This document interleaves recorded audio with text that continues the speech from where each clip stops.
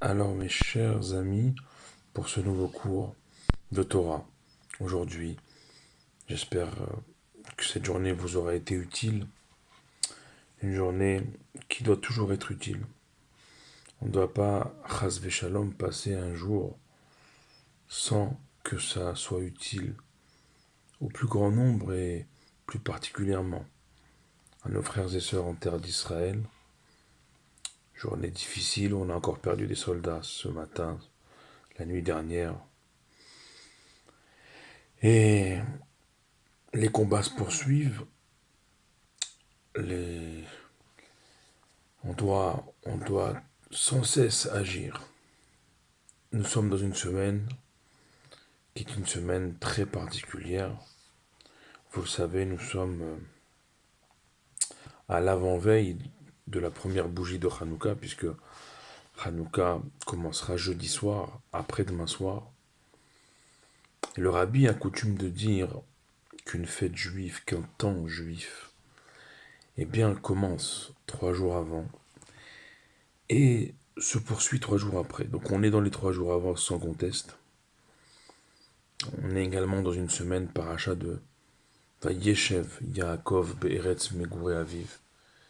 Yaakov Avinu, il va revenir sur les terres, ou sur la terre où son père a habité. Vous me voyez lever la tête, je cherche en même temps un livre de Torah sur lequel je puisse appuyer mon propos, je l'ai trouvé. Et tenez-vous bien, ce livre, c'est ce qu'on m'a donné à l'armée en Israël quand j'y ai fait mon service. Regardez, Torah Nevim Ketuvim avec le logo de Tzahal en bas. C'est ce qu'on nous donne lorsque on rentre dans l'armée, on achève notre période de ce qu'on appelle tironout, les entraînements. Et d'ailleurs, à ce sujet, j'ai une pensée pour une amie, fidèle auditrice de mes cours, qui est actuellement en Israël, qui fait un voyage de solidarité, mais de vérité, qui a vu des choses qui ne sont pas évidentes à voir, comme d'autres l'ont vu avant elle. Il faut du courage. Il faut du courage et on est avec elle. Également, puisqu'on est dans les pensées, ce soir et demain, c'est l'anniversaire de mon papa. Donc je lui souhaite, par l'entremise de ce cours, un grand Mazel Tov, une longue vie en bonne santé, à mon papa comme à tous les papas, à toutes les mamans, avec la ferme espérance de revoir chacun de nos enfants, chacun de nos frères et sœurs, otages comme militaires, revenir sains et saufs dans leurs maisons respectives. Et c'est dans ce but-là qu'on étudie la Torah. Et je tourne les pages. C'est ça étudier, c'est ouvrir un livre, ouvrir des livres et prendre le texte de la Torah ou dans cette paracha de Vayeshev, une semaine de Hanouka, une semaine de lumière, on va commencer à rallumer l'espérance à travers les premières lumières de Hanouka. Eh bien, une fois que Yaakov Avinu, il revient sur la terre des habitations de son père, en terre de Canaan, et les Toldot Yaakov peut démarrer à ce moment-là. Toldot Yaakov, les descendances, au pluriel, de Yaakov Avinu. Et quelle est cette descendance? Elle se résume à un nom que vous connaissez tous, qui va nourrir pas mal d'antagonisme et tout au long des dernières parachutes du livre de Bereshit, c'est Yosef. Et les Toldot Yaakov, voici les générations de Yaakov, Yosef. Toutes les générations de Yaakov, apparemment,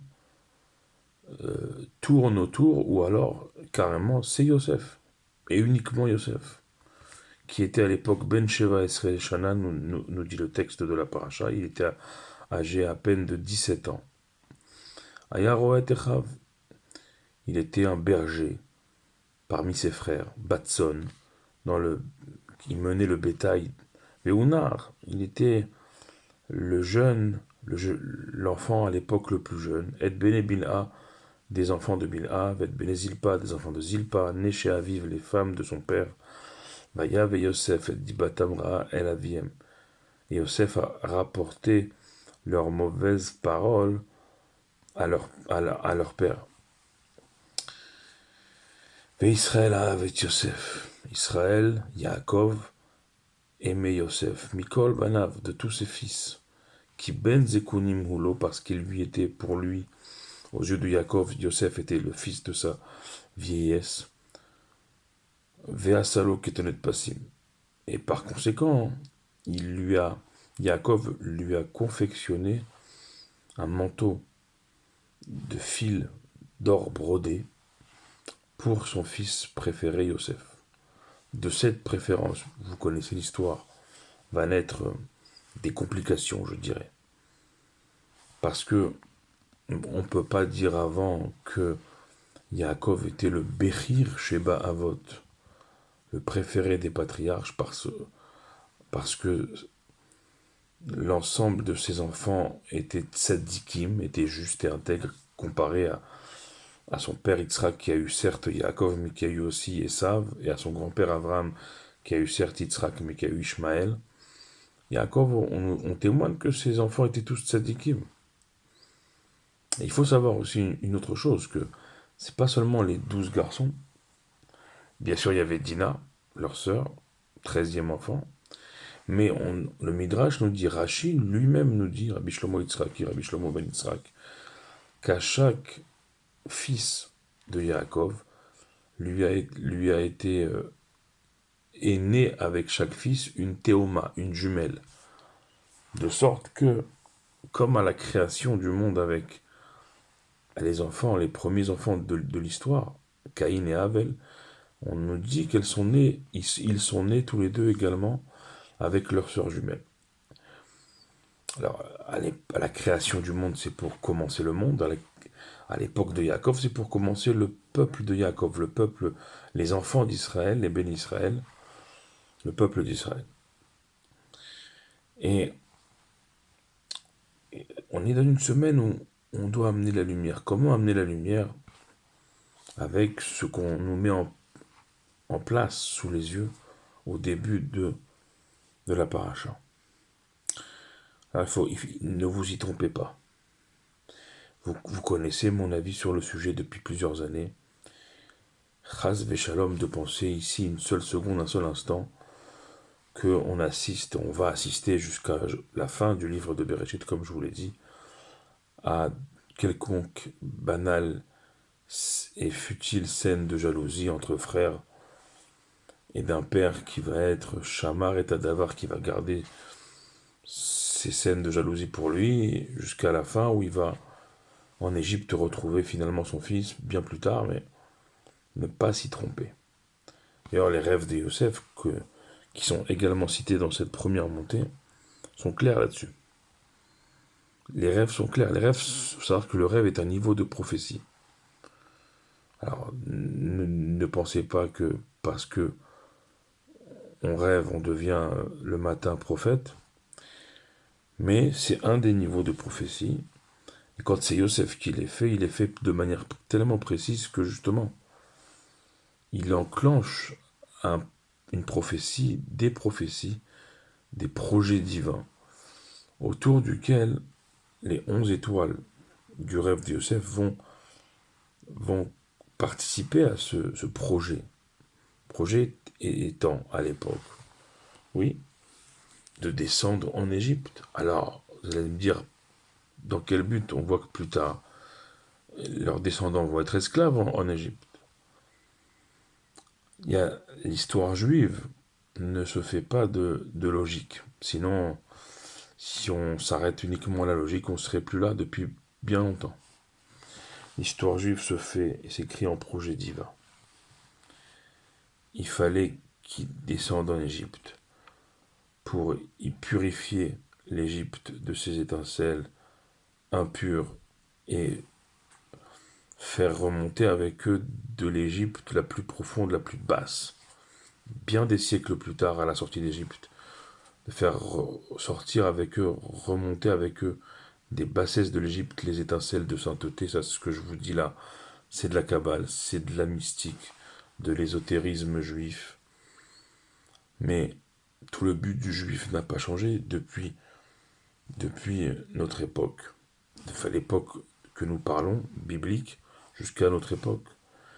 Mais tout ce projet divin de trouver les étincelles divines, même dans le mal le plus absolu, même dans l'obscurité la plus noire, Meat or docher bechocher, petit peu de lumière, celle de Hanouka qui s'approche, peut repousser une grande obscurité. Tout ceci, il a un commencement.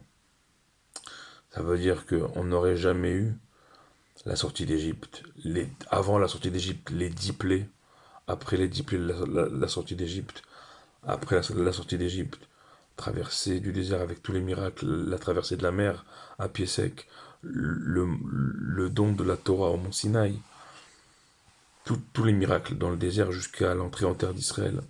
On n'aurait rien eu de tout ça en fait. Pourquoi? On n'aurait rien eu de tout ça sans ce que Yaakov et ses enfants mettent en place. On n'est pas encore en Égypte, on est dans la mise en place. Comment on met en place la Géoula? Puisque c'est de ça qu'il s'agit. La descente en Égypte va et le Atralta di Géoula est le commencement du processus de délivrance qui va intervenir plus tard avec Moshe Rabbeinu. Mais il commence dès Yaakov Avinu. Et en vérité, il commence même depuis Abraham Avinu, son grand-père. Mais Yaakov et Yosef sont les protagonistes par lesquels le processus de délivrance va être enclenché, d'où et les Toldot Yaakov Yosef. Voici les générations de Yaakov. En fait, ça dépend de Yosef et du travail incroyable qu'il va accomplir dans les niveaux les plus bas de ce monde, et notamment à l'époque celui très très bas au niveau des mœurs de l'Égypte. Yaakov, il est Shamar et Adavar, il garde cette prophétie et les frères vont y participer. À nous aujourd'hui, en cette semaine, non seulement Parashat Vayeshev, mais cette semaine de Hanouka, des premières lumières de Hanouka, d'unir nos lumières, d'être fiers, d'allumer aux fenêtres et sans peur et sans reproche, pour éclairer le monde. Chers amis, de vous bénir et de bénir avant vous, avant nous, de bénir et d'envoyer toutes nos forces à nos frères et sœurs en terre d'Israël, otages, militaires, civils, que Dieu protège notre peuple, nos frères et sœurs en terre d'Israël qui nous amènent Mashiach, et qu'on puisse continuer ces cours. J'espère qu'ils vous plaisent en vidéo, dans la cour du 3e Beth Amikdash reconstruit à Yerushalayim. Amen, Keni Hatson. Baruch Adonai Leolam. Amen ve Amen.